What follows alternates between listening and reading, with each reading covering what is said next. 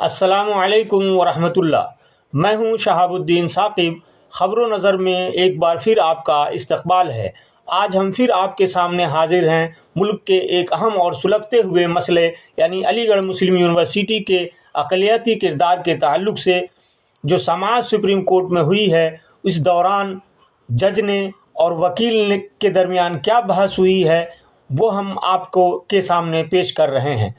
नाज़रीन किराम, जब से होश संभाला है, पढ़ना लिखना शुरू किया है, मुल्क के अहले इल्म से, दानिश्वरों से यही सुना है कि एक इदारा इस मुल्क में, हिंदुस्तान में ऐसा है जो मुसलमानों के लिए शान, आन बान और अल्लाह का इनाम है, अल्लाह तबारक व तआला का एहसान व इकराम है। मगर साथ ही ये भी सुना है कि ये यूनिवर्सिटी हमेशा दुश्मनों की नज़र में खटकती रही है, इसका वजूद खटकता रहा है। इसीलिए हिंदुस्तानी मुसलमानों के इस अजीम विरासत पर वो तरह तरह से सवालात खड़े करते रहे हैं और उसके अक़लियती किरदार को पर सवाल उठाते रहे हैं। अब ये मामला सुप्रीम कोर्ट में ज़ेर समाअत है।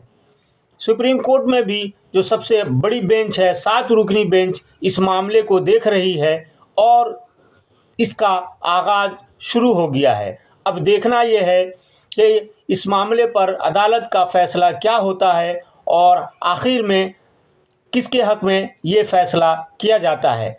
इस पर जो बहस शुरू हुई है वकला के दरमियान, जज के दरमियान, पहली समाअत के दरमियान बहुत ज़ोरदार बहस शुरू हुई है। उस पर को समझने से पहले आइए जानते हैं कि ये पूरा मामला आखिर है क्या। काबिल ज़िक्र है कि अलीगढ़ मुस्लिम यूनिवर्सिटी के अक़लियती किरदार का मामला जस्टिस रंजन गोगोई ने 2019 में 7 रुकनी आइनी बेंच के सुपुर्द कर दिया था। दरअसल 1968 में सुप्रीम कोर्ट ने अपने एक फ़ैसले में अलीगढ़ मुस्लिम यूनिवर्सिटी को एक सेंट्रल यूनिवर्सिटी करार देते हुए अपने फ़ैसले में ये कहा था कि आइन के आर्टिकल 29 और 30 के तहत किसी भी सेंट्रल यूनिवर्सिटी को अक़लियती दर्जा नहीं दिया जा सकता। उसके बाद हुकूमत ने पार्लियामेंट के ज़रिया AMU एक्ट में तरमीम करके उसका अक़लियती किरदार बहाल किया था। उसके बाद इस मामले को फिर इलाहाबाद हाई कोर्ट में चैलेंज किया गया, जिसने इस तरमीम को गैर आइनी करार दिया। इसके नतीजे में ही अलीगढ़ मुस्लिम यूनिवर्सिटी ने सुप्रीम कोर्ट में इलाहाबाद फ़ैसले को चैलेंज किया और उसके ख़िलाफ़ अपील दायर की है। अब अलीगढ़ मुस्लिम यूनिवर्सिटी के अक़लियती किरदार पर सुप्रीम कोर्ट की 7 रुकनी आइनी बेंच में समाअत शुरू हुई है।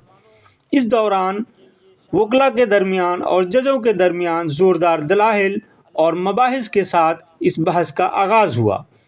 Chief justice DY Chandrachud, justice Sanjeev Khanna, justice Suryakant, justice JP पादरी वाला, जस्टिस दीपांकर दत्ता, जस्टिस मनोज मिश्रा और जस्टिस सतीश चंद्र शर्मा की आइनी बेंच ने अपने इब्तदाई मुशाहिदे में कहा है कि किसी तालीमी इदारे को अक़लियती दर्जा हासिल करने से महज इस बुनियाद पर नहीं रोका जा सकता कि उसका इंतज़ाम एक कानून के ज़रिया होता है।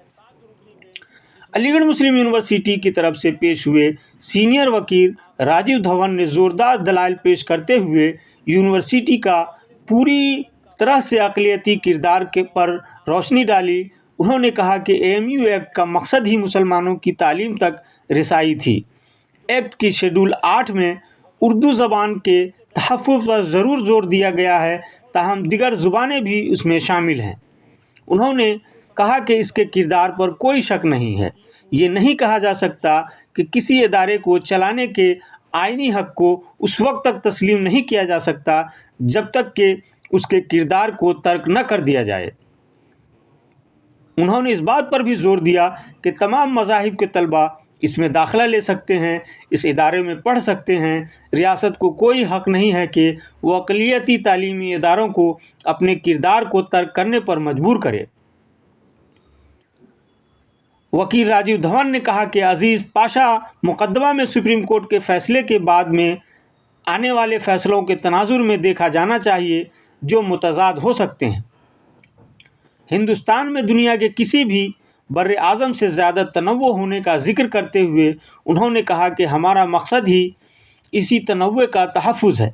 2005 تک عزیز پاشا مقدمے میں بھی مرکزی حکومت نے آئین کا دفاع کیا تھا، تاہم جب حکومت بدل گئی اور اقتدار بی جے پی کے ہاتھ میں آ گئی تو اس کے بعد اس حکومت کے موقف میں بھی تبدیلی آ گئی۔ اب مرکزی حکومت کا موقف 1981 کے پارلیمنٹ کے موقف کے خلاف ہے۔ راجیو دھون نے کہا کہ اگر عزیز پاشا مقدمہ میں فیصلے کو درست قرار دیا جائے تو اس حساب سے کسی بھی یونیورسٹی کو اقلیتی درجہ نہیں مل سکتا، کیونکہ سبھی ڈیمڈ یونیورسٹی کا آئینی کردار لازمی ہے۔ آپ سے درخواست ہے کہ اگر ابھی تک آپ نے ہمارے چینل کو سبسکرائب نہیں کیا ہے تو برائے مہربانی KKT انڈیا کو سبسکرائب کریں، لائک کریں اور زیادہ سے زیادہ شیئر کریں تاکہ ہماری تمام ویڈیو آپ تک لگاتار تسلسل کے ساتھ پہنچتی رہے۔